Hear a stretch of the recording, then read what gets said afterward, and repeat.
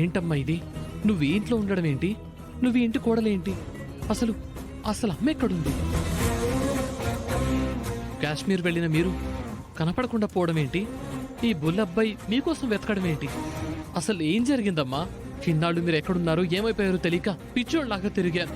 క్షమించు మావయ్య, నేను అనుకోకుండా నీకు దూరం అవ్వాల్సి వచ్చింది. అమ్మమ్మ నేను అమర్నాథ్ యాత్రకు వెళ్ళాం కదా,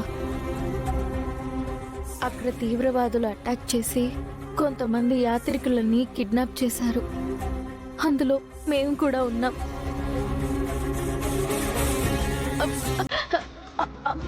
అమ్మమ్మ అమ్మమ్మ చనిపోయింది.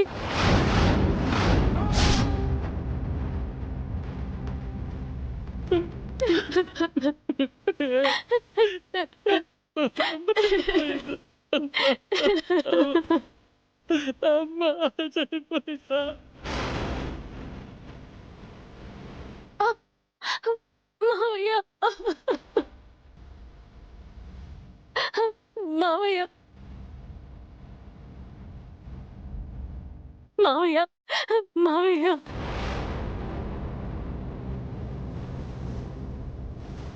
అమ్మా, కనీసం నీ ఆఖరి చూపు కూడా నేను నోచుకోలేకపోయాను కదమ్మా. ఎందుకు ఇలా చేశావు? నువ్వు అమ్మమ్మని ఆఖరి చూపులు చూడలేకపోయావు, కానీ అంత్యక్రియలైతే చేసావు కదా మావయ్య.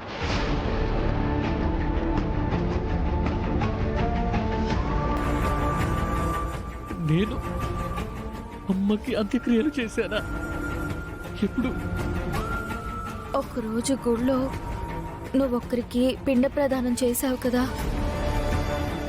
అది ఎవరికో కాదు, అమ్మమ్మకి.